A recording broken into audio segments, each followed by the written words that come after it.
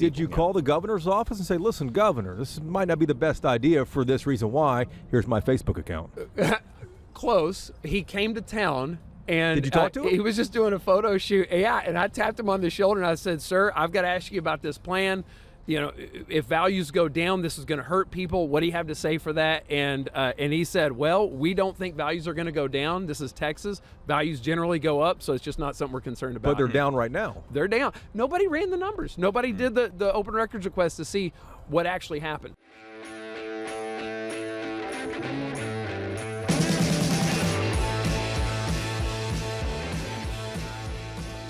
All right, it is time for another episode of Yall-itics. We are recording, which means that nothing can go wrong now. It's not often we do episodes outside. You're not going to stop me on that? That nothing People can go wrong do now? not like when I say that.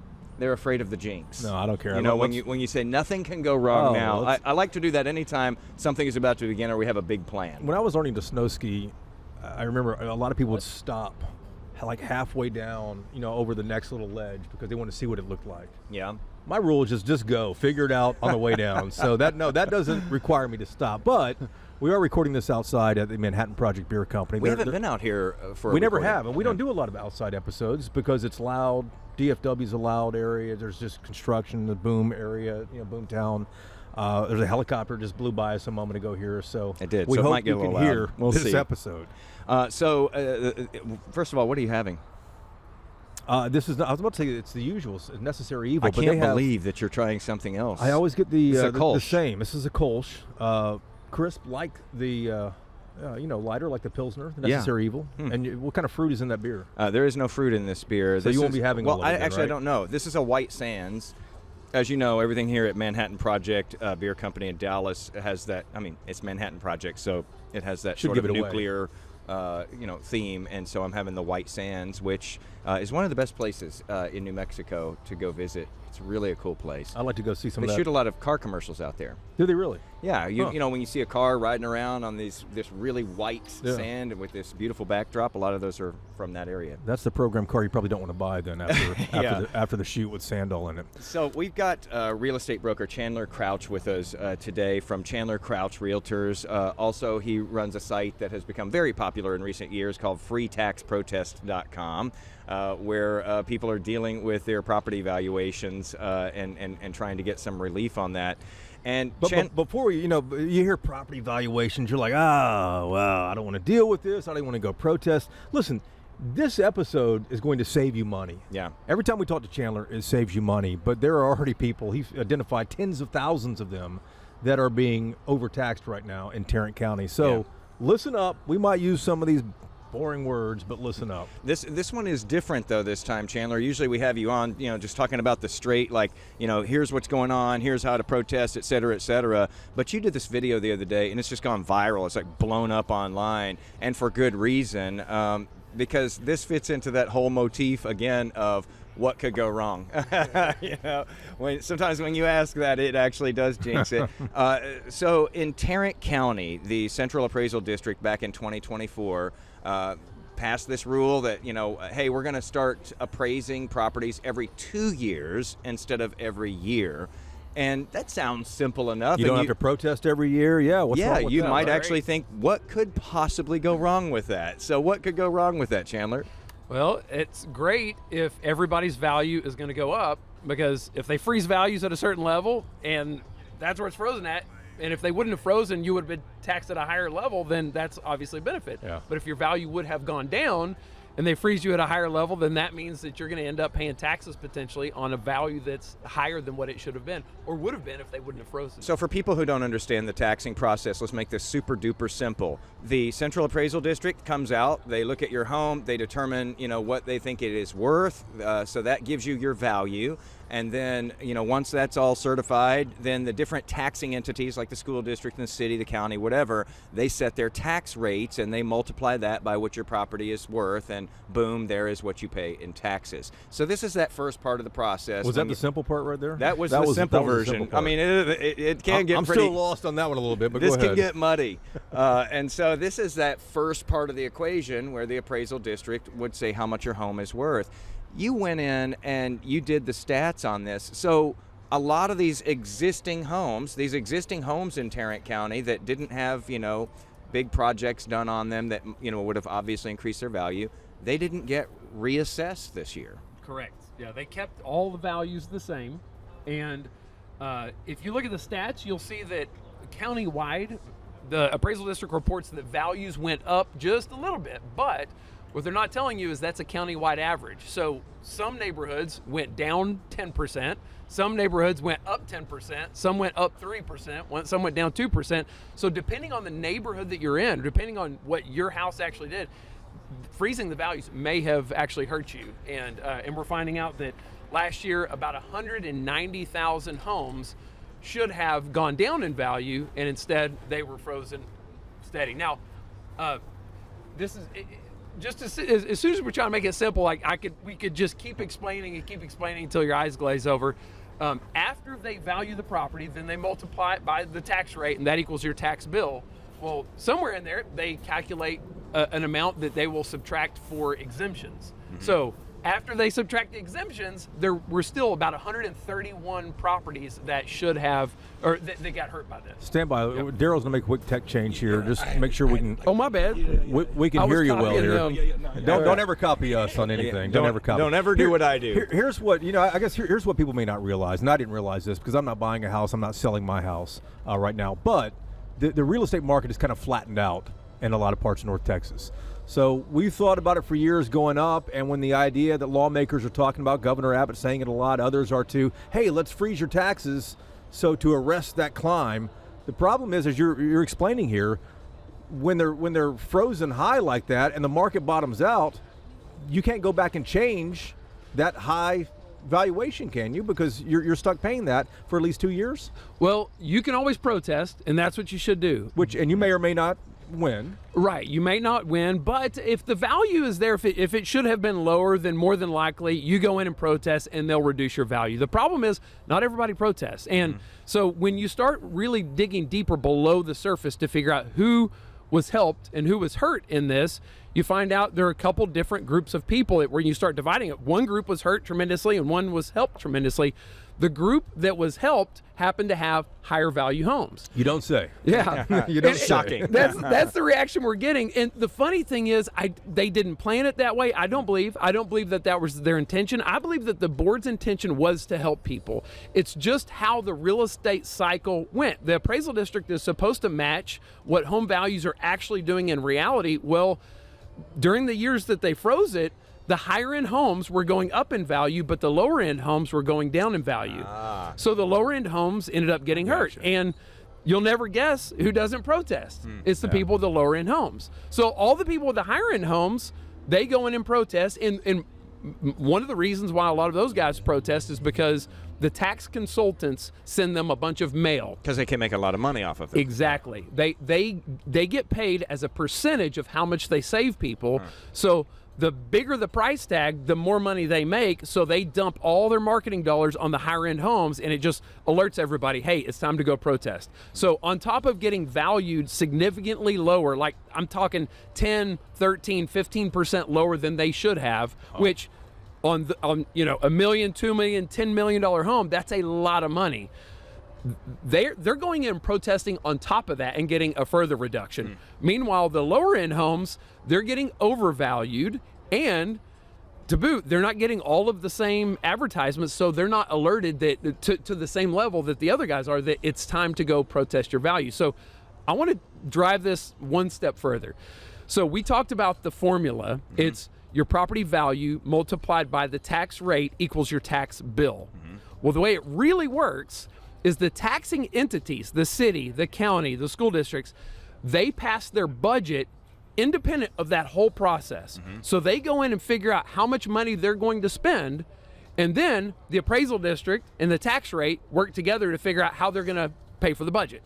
So when one group is getting a major break on their value, that the same amount of money has to be, that budget doesn't change. The same amount of money is going to be spent, so somebody's got to make up for that, and the people making up for it are the lower end homes. Jeez. So it's the double whammy. It's a double whammy, and I just want to clarify one more thing. When I say lower end, we can draw a pretty clean line at $500,000. If you're below $500,000, somewhere around 80% of those homes ended up paying more than they probably should have. Wow. And above that, they're paying a lot less. And, all right, so we have people's attention here, but they're probably asking, well, how do you know how many we're talking about here? You do this open records request, you get all kinds of data, and lay out the numbers here. You were talking about the high-end homes. That's about, what, 2/3 of the high-end homes were locked in, and they're fine, the people who own those. But a third of these, 190,000 total homeowners, are probably paying more than their home is valued at? Correct. Now, I made the video based on the data that came from last year, because last year, we completed last year. So we had a full data set. And before we started into this year, I was analyzing Governor Abbott's plan, which he's proposing the same exact thing statewide that we just did in Tarrant County, only worse. Instead of freezing for a couple years, he wants to freeze for 5 years. And so as I was doing a deep dive on that plan, I thought, you know what? We just did this here in Tarrant County. Let's use that as a case study. And so I did an open records request, and that's where I found out what the numbers look like. And I truly believe nobody had really done the analysis, kind of the retrospect, to see what happened, how bad was it, how good was it. Were you surprised at what you found then? Oh, I'm shocked. Absolutely. Were you really? I knew something. I knew it was going to hurt somebody. I never would have dreamed it was going to be nearly a third of people. Did you call the governor's office and say, listen, governor, this might not be the best idea for this reason why. Here's my Facebook account. Close. He came to town. And did you talk to him? He was just doing a photo shoot. Yeah, and I tapped him on the shoulder and I said, sir, I've got to ask you about this plan. You know, if values go down, this is going to hurt people. What do you have to say for that? And he said, well, we don't think values are going to go down. This is Texas. Values generally go up, so it's just not something we're concerned about. But they're down right now. They're down. Nobody ran the numbers. Nobody did the open records request to see what actually happened. And so we did reach out to the Tarrant Appraisal District, and the chairman of the board there, Rick Barnes, wrote back, and he said that he's aware of the video that you've made. He says his office is in receipt of the data that you say that you use to determine the position. This is their data, though, right? It's their data. Yeah. So he says, they've got it, and he says actually his team is analyzing the data now in order to formally review their own 1-year anniversary of the appraisal freeze. He says he hopes to have that information soon, that this is not as a reaction to the analysis that you did, but that they wanted to do a review of the overall process as well. So the Tarrant Appraisal District is looking at this. I would imagine that if I'm in that 80%, or not 80%, that like 2/3 or so who benefited from this, I'm over there going, hey, Chandler, be quiet about this. You are one of them. You benefited from this. Yep. Why sound the alarm, man? You're benefiting right now from it. I just don't like to see people get hurt. I like to see my government to not hurt people at a minimum. I don't need a bunch of handouts necessarily. I mean, handouts are great. I'm not going to say but somebody's got to pay for that. And if the government's going to go help one group of people, that means they're going to take from another group to help that group. I would rather the government just take a step back and not hurt anybody. That's the starting line. Let's not hurt people. Let's start there. Yeah. But I've got some thoughts on this, but it seems like you might have a little bit more to read. No, no, that was the extent of that statement there. My curiosity is, how do you fix this? I mean, is there a way that those 2/3 who did well in this can still do well, but that 1/3 that didn't can also get a fix, or is it not possible to fix it like it is now? But I want my potholes filled and the fire department to show up and still police want department everything. to show up too. So how do we fix this? One thing that's very important to realize is that no matter what has happened here, the government's still going to get all the same money that they would have otherwise. The only difference is one group is getting a major discount and another group is overpaying so that other group can get a major discount. So it's just unfairness in the system. And to answer your question, protest. We can't. I'm trying to help fix the system and bring this to light. And thank you guys for bringing this to light, because that's how changes happen globally. But personally, the thing that you can do as a homeowner is to protest. That's how you protect yourself, your family, and you have that option every year. There are so many people that don't know to do that, don't understand the importance. They see that their value didn't change, and we're right off the heels of double-digit home values going up. And so this looks like a great news the pain is fresh from that. Yeah. The time is different now. And here's what I have to say about what Mr. Barnes said to you. I contacted him personally. Mm-hmm. I called him. We spoke. I sent him text messages. I sent him all this data. My initial desire was not to come public. It was for them to just change their course for 2026. So you contacted him before all of this even happened, and before the video, and okay. What did he say? While there was still time to change it for 2026. The reason I'm going public is because up till this point in the conversation, we've all just been talking about 2025. I've got 2026 numbers. His review is a few months too late. They're embarking on this yet again to rip off a bunch of people. And I wouldn't give them benefit of the doubt for 2025. That wasn't their intention. Their heart was in the right place. They're fulfilling campaign promises. Even if they make mistakes, I have respect for that. It's tragic, but I'm not going to roast them for that because their heart's in the right place. But there's no excuse for 2026. They had time to change. I made them aware. They had 27 elected officials from all over the county. I think y'all are going to dive into some of that. Yeah. So, but from a personal homeowner, taxpayer standpoint, they knew what they were getting into for 2026 while they still had time to change. They stayed the course and they didn't do the homework. Now they're doing homework, and he can say it's not because of the video, but nobody was going to pay attention to it unless I said something, unless you guys say something. Well, you've been speaking about this, though, since in the very beginning. You were at those meetings telling them this is probably going to happen, and you sort of laid it out. What reaction did you get at that time? Well, I didn't feel like I needed to inject myself into this too much because it wasn't like every member of that appraisal district board was in favor of this. Mm-hmm. For the most part, it was highly contentious. A lot of elected officials were showing up to the meetings, asking them not to go through with this. There were 4 members on the board that were voting against it. 5 people are voting for it. And so I felt like this is getting its day in the sunlight to flesh out. It's just that up until now, it was all speculation. What's going to happen if this goes through? Mm-hmm. Just kind of like we're at now with Abbott's plan. What would happen? It looks good on the surface. Well, now we have some concrete data. We know what happened with 2025, and they've decided to go through with it again.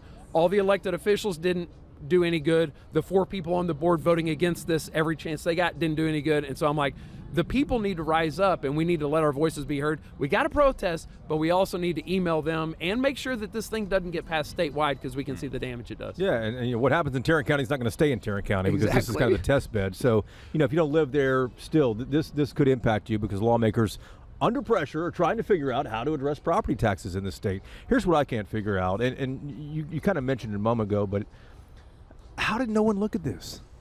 How did no one at either at TAD or in any of these campaign offices or any of these campaign strategists and managers just run a rough chat GPT on this and say what happens if things level out in Texas? That's stunning to me. I think that we all would love to just trust that the government is buttoned up and there's somebody behind the scenes that just knows all this stuff. They're thorough. They're dotting their I's and crossing their T's. And I can tell you it's just not that way. One of the best things, right now we have brand new people on staff at the Tarrant Appraisal District. And I know we're talking a lot about Tarrant, but I think it's kind of a snapshot of what you see other places. We just got rid of a bunch of staff that they weren't operating transparently with accountability, and then we got new staff there, and the staff members themselves, they would say, "Look, I don't trust the government," and this is staff members there. I'm like, you know what? I like you as my government employee. He's like, yeah, let's try and stay out of their business. We understand we've got a job to do. We want to value properties fairly, and then beyond that, it really takes the citizens to hold them accountable, to get activated, to make sure that somebody's asking questions and we don't just take it for granted.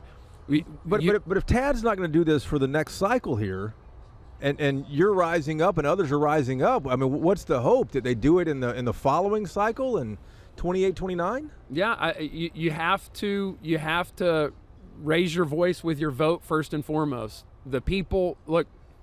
This is political affiliation aside. This isn't about Republican, Democrat. This isn't about any of that. I mean, This knows no party boundary. Yeah. It's who are the elected officials that are actively working for the citizens, listening to the citizens, and when they're faced with facts that tell them you need to change course, who's committed to actually helping us enough to where they're willing to change, their process, their how-to, their path. So we've drawn that line a couple of times from point A to point B here. Let's just underscore a little bit here.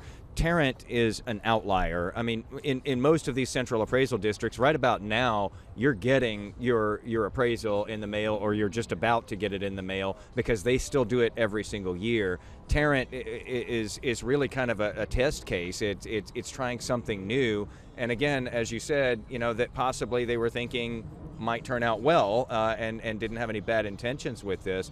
But this becomes a much bigger issue when you start hearing from the governor, who, again, nobody's questioning his motivations here, but he's proposing that we wait 5 years now between appraisals. And do the math on that. I mean, how significant does that become if you're like one of these 190,000 homeowners in Tarrant County that you did the math on? I mean, you could be spending hundreds, if not into the thousands extra in that time period before your home is reevaluated 5 years later. If the market goes down. If the market is flat Sure. or going down.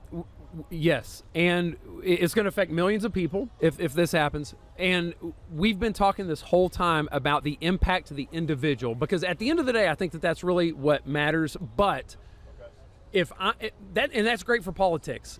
But what I want to look at is what actually happens with the policy statewide. What happens to our economy? Because when you change fundamentals of the path that we're on, it changes the landscape entirely.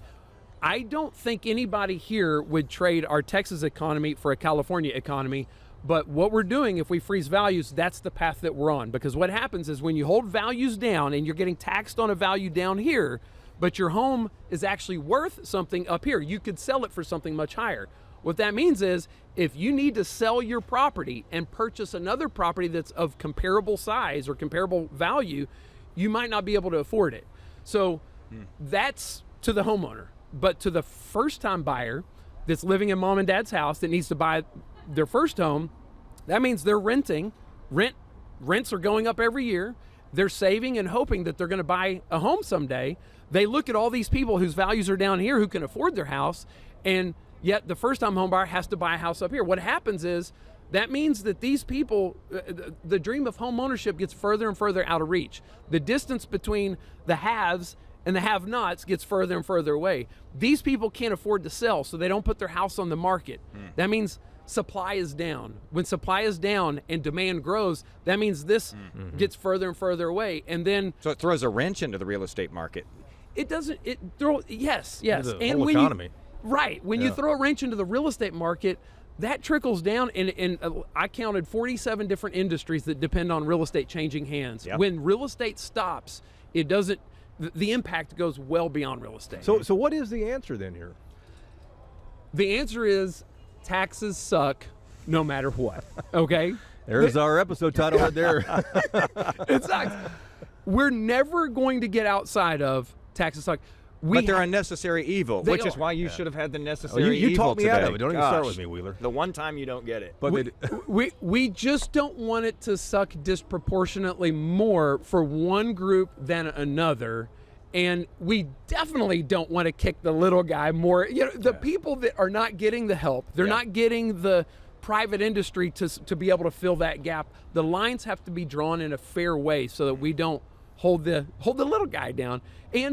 And then we fight tooth and nail to make sure wasteful spending stays at a minimum, and we keep that in check, and we get the good old conservative liberal debate that we have that keeps our system with some kind of balance, where we say one group is advocating for one set of policies and another one another set of policies, but the government is playing the referee. They're not over here with their thumb on the scale. To be clear here, though, as long as this continues this way, this has a definitive impact on people every month. We talk about this issue once a year when we get that appraisal, Right, yeah. but most people pay their property taxes as part of their mortgage. It's in escrow, and so that's just part of the mortgage payment that you pay every month. If your taxes are going up higher than what they should be because your home is appraised higher than it should be, you're getting hit every month with that. Absolutely, yes. And let's just speak to that for a second. We've been talking about tax bills, policy. For those people whose monthly payment has gone up, what's probably happening is you've got an escrow shortage, okay? The first thing that you want to do, it's separate from everything we've been talking about, pick up the phone and call your mortgage company and say, hey, look, I've got an escrow shortage. Instead of trying to make me pay that out right now and make up for that shortage right now, can we spread that out over 2 years? That'll automatically drop their payment. A lot of mortgage companies will agree to that. You can protest. You can protest your property tax value once a year. You can shop your insurance, because that's another source of pain here. Yep. Insurance rates on homeowners insurance have skyrocketed. That's part of that monthly payment too for a lot of people. That's right. So a lot of people, though, Chandler, you've done this a million times for other people where you've protested their appraisals. A lot of people, though, if they aren't turning to you, they're intimidated by this process. What would you say to somebody who's in that 190,000? They don't have a lot of resources. They don't think that they can just go hire somebody to do this for them. How hard is this process if you've never done it? I'm going to say the most unpopular thing I could say right now with the microphone. Get ready. The appraisal district gets labeled as the enemy all too often. However, if you just imagine these are government employees that just show up and they're going at 9 to 5 with a lunch break and hopefully retirement someday, they're probably not against you at all.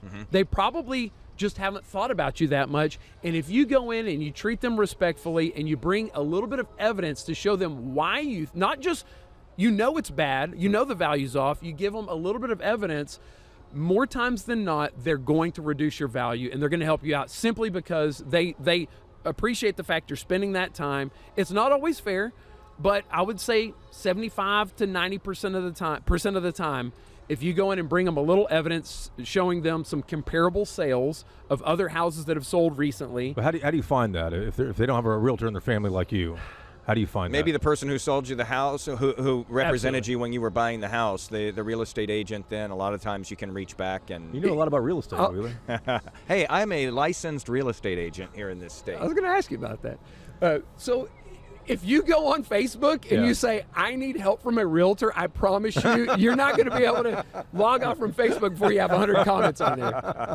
There's like literally 50,000 of them in the Dallas-Fort Worth Metroplex. So it's hard to not run into one. And you can talk about your roof. You can talk about the age of your HVAC system, all types of stuff like that, right? And I think that might be the best place to start is for evidence. Yeah, because the appraisal district, they don't look at your property. Like I said, they're not really against you. They just don't think about. They haven't looked at your property. They don't care enough to. You don't want them inside your house. Yeah. So you can go and take photos of repair issues, get an estimate on a repair that you think needs to be done and that you think might impact the value, and then take that to the appraisal district and say, hey, look, this is why I think the value isn't what you think. And they don't have access to that condition information, and so more times than not, they're going to look at it and say, okay, I can give you some credit for this, and then you're better off than you would have been. Here's the last thing I have for you. You're democratizing this information too. It's not like you just got this big data set and you went over in your little cubby and you did the numbers and now you're throwing it out there and all of us have to wonder, are these right? What about my house? You're actually putting it out there where people can search their property in Tarrant County and figure out, were they one of the haves or the have-nots? Did they end up benefiting from this trial, this experiment, or did they end up kind of getting railed? That's exactly right. I built a tool. There's no password required. You don't have to give me your email address. It's just free for everybody. You don't want all my demographics? I'll take it, but I don't need it. No. Nobody needs that. But the web address is freetaxprotest.com/overvalued. freetaxprotest.com/overvalued. On there, if you're in Tarrant County, you can look up your specific property, but I went a step further and I made the actual download that I received from the appraisal district. I made it available so that you can go download the same exact data. You don't have to file your own open records request. If you want to nerd out on this and do your own analysis like I did, I put 2025 data up there, and then I just filed another open records request and got it back, and that's going to be, for the first time, I haven't mentioned it anywhere except right here for the first time, the 2026 values that show that it's like 175,000 properties are getting hosed in 2026. So we're going to go through it all over again.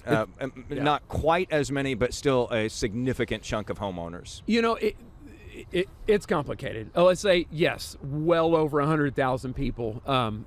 About a third of people are getting ripped off by this. Yeah, that was two last things, by the way. It was, but Chandler invited it. Chandler, I'll end with this. The legislature meets next year.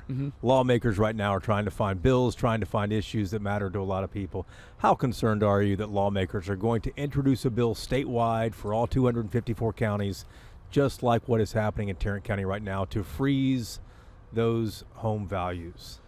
Well, I have hope because the information's getting out there thanks to you guys, thanks to the video, thanks to everybody sharing it. This is one of those things that if you just look at what's on the surface, it looks good.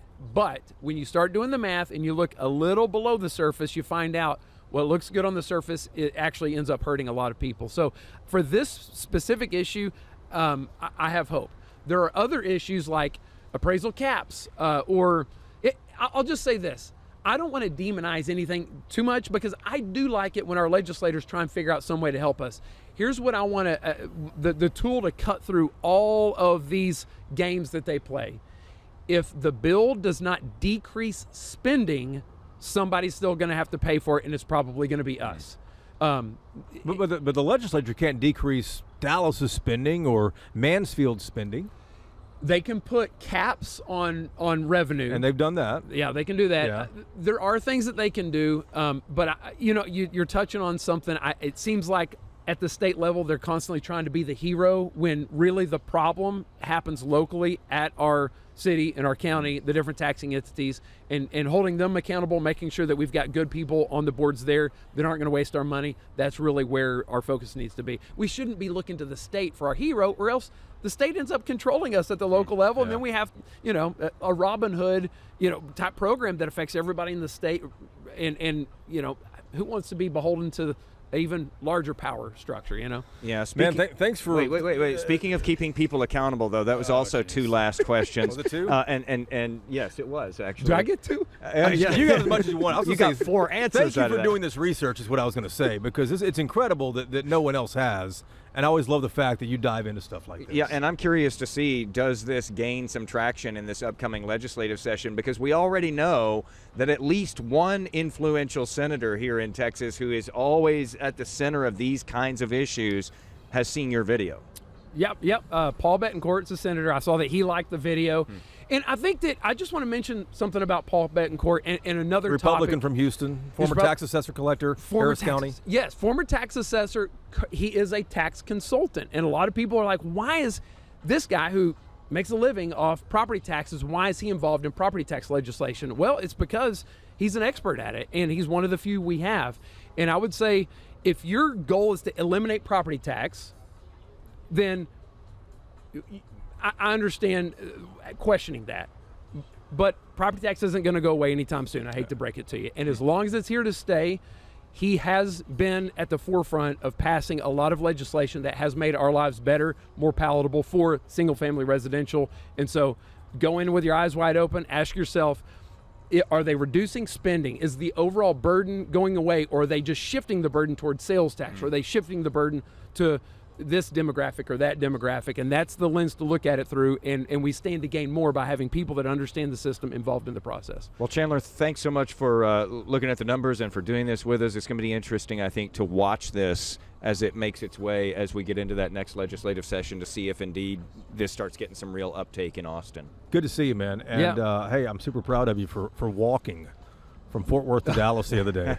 If you don't follow Chandler Crouch on Facebook, you should, because he's a wild man online. Thank you. That was pretty wild. Well, and you may get there faster that way, too, because, we all know what traffic has done. We don't want you guys to go anywhere because we actually have a nice surprise here. We have a second guest who's about to slide into Chandler's seat. We have an actual board member from the Tarrant Appraisal District because we're going to pull on a thread with him that is just enormous here, and what this is doing to the school districts, some of the school districts in Tarrant County, because again, this is sort of a cautionary tale for other places that might do this. Back in just a moment. So we have swapped seats here. Chandler has moved to the side. He is having another cup of coffee. And we brought in Eric Crile, who is a recent appointee to the Tarrant Appraisal District. Eric, thanks so much for being here. Jason, thank you. Let me ask you this. You're a local firefighter. Why in the world? I mean, you go from like high action to the appraisal district, which I'm pretty sure is low action. Why'd you decide you wanted to do this, man? Well, here's a little bit of the backstory, right? And I'll just be honest with you.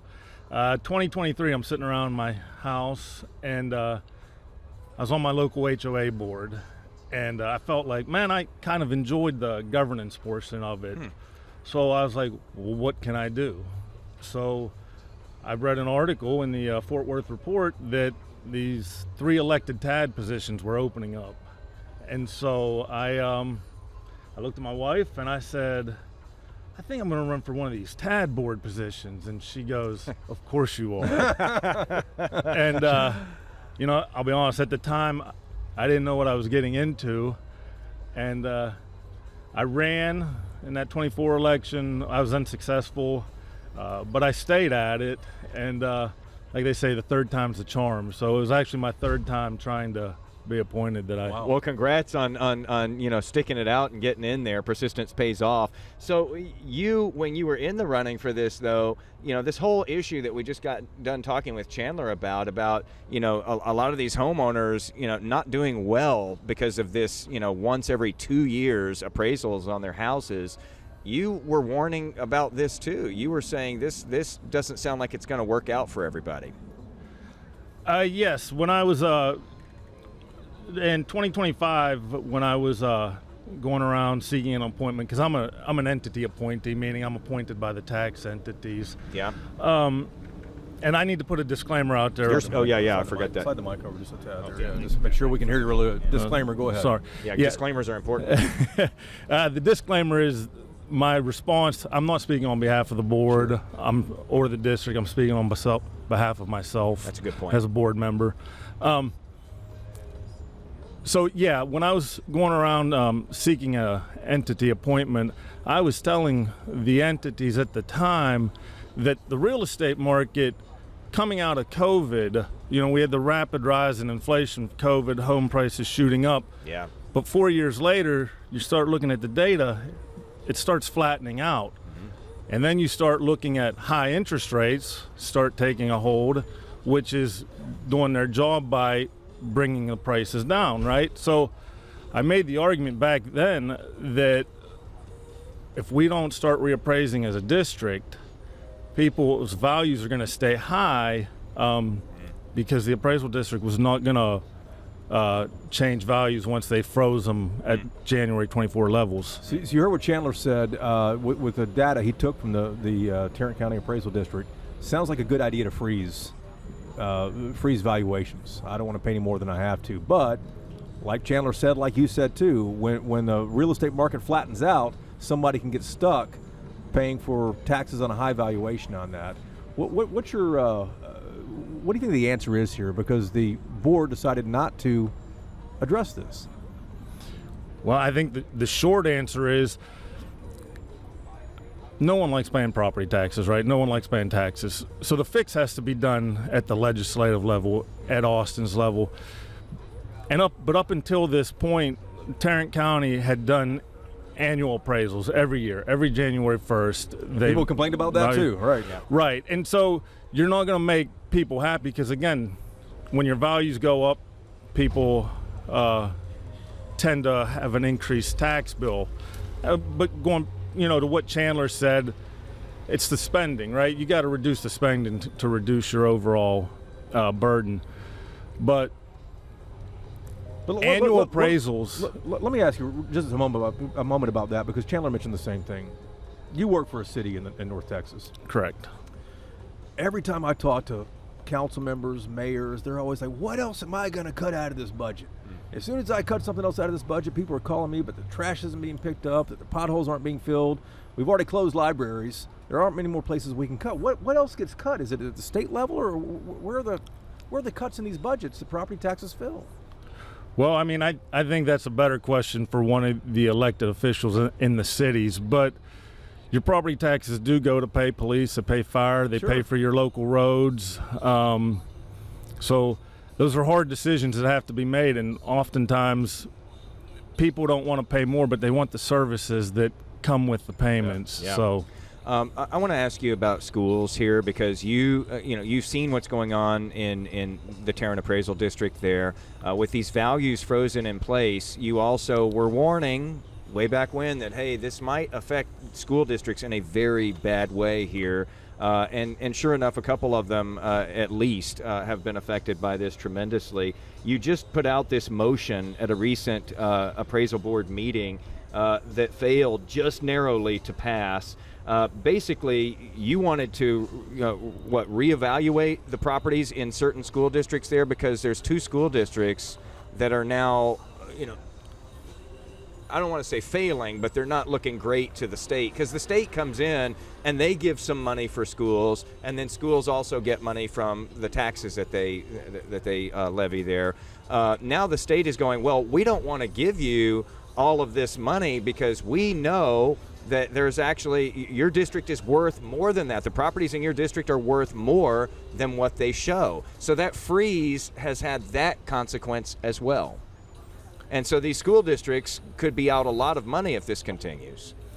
right. So one of the things that the appraisal districts gets monitored by the comptroller's office, there's a property value study, and the property value study is done every odd year. And what that property value study is looking at is the comptroller comes in, reviews the appraisal district's numbers, and makes sure that they're within a certain threshold. 95% and above is considered a passing score. So to your point about the state doesn't consider it really a failure, the 2 school districts in Tarrant County that were below that 95% threshold are actually in grace. And the state does consider that a failure.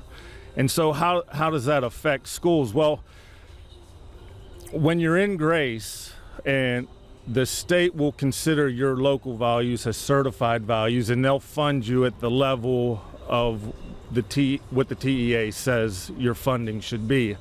However, if you fail the property value study outright, which would be below 85.5%, or if you've used up your 2 years of grace, if the numbers are below that 95.5% on the next value study, then they will you will lose that state funding the school district. So in other will. words, if these 2 districts fail it again next year, the state says... Two of these districts, Mansfield and Castleberry? No, it's Azle and Carroll, correct? Yes.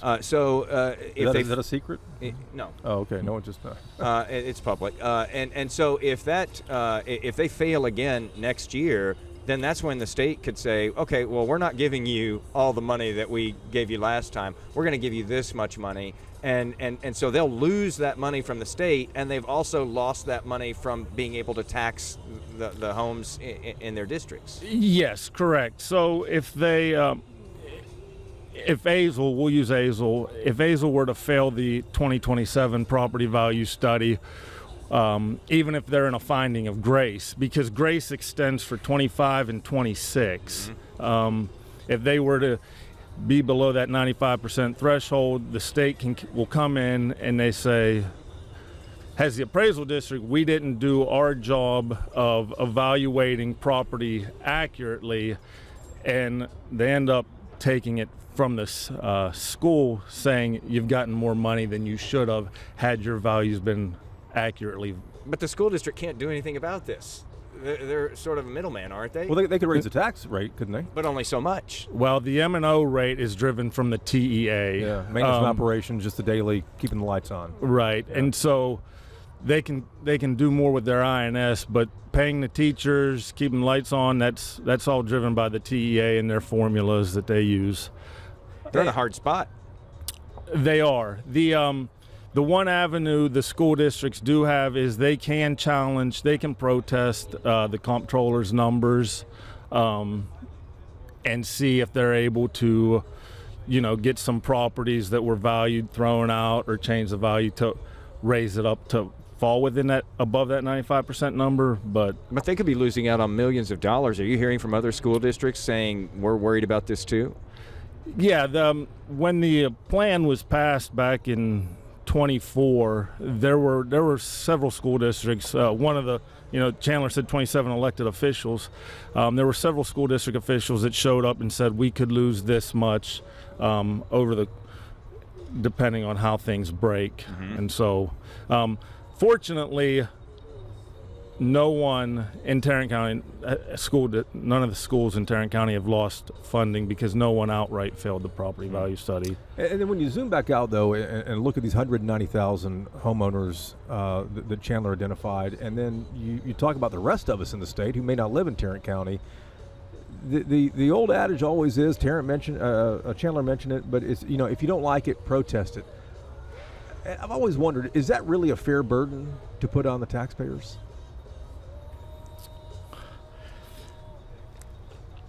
I don't believe no, I don't believe so. I believe that as a district, the district should be doing its job of appraising property. And so when you go to this every 2-year method, we are asking more of our citizens to say, hey, we locked it in. If your values went down, we want you to go ahead and follow up with it. So do the work. Yeah, do the work. And so I don't agree with that policy, but that is the policy of the district. The last thing I have for you is, Chandler was talking about, it looks like in Tarrant anyway, you're going to go through all of this all over again next year. Is it too late to change? Do you see any possibility that this changes before we get into doing this all over again? Well, today's April 15th. It's tax day, right? So the mailing notices from the appraisal district are scheduled to go out on April 15th. And so from that perspective, one of the reasons I brought that motion back at the February meeting was it would have allowed us time to make adjustments for 2026. But going forward, that's more of a question for the chief appraiser if he could, but my inclination is to say at this point it's, and so properties, the reappraisal plan that the district has implemented, it's up for renewal or examination later this year. So as things currently stand, 2027 will be the next annual reappraisal. Yeah. Do you think you guys will go to a yearly after this, or is it going to stay this way, every 2 years? That's a crystal ball question. Yeah, that's looking into the future, and right now I can't give an opinion either way on it. Again, 2 last questions there from Wheeler if you're keeping count at home. But I'll end with something that you started with. You said you think the answer lies at the state level. Legislature meets next year. What do you want state lawmakers to do next year? Yeah. Freezing your values, as Governor Abbott has said, it's going to hurt when real estate values go down. So I don't have an answer. I don't know how to solve this problem right now. I'm not in that room, and if I'm being honest, that's for people way above my pay grade. But I want them to take the approach that whatever they come up with, we need to be fair and equitable across the board to all the taxpayers. And so I don't have the answer. Just be fair and equitable to the taxpayers. Good point. That is it. Thank you so much for doing this with us. I know that, as Chandler mentioned, a lot of people vilify the appraisal district. And so it's always good to speak to people from the appraisal district, because it's not just this monolith that, does these things that people hate. I think a lot of people just aren't fully up to speed on the whole process and how it all works. But thanks for being open and for being here and taking part. You're welcome. Thank you. Good to see you, man. Thank you.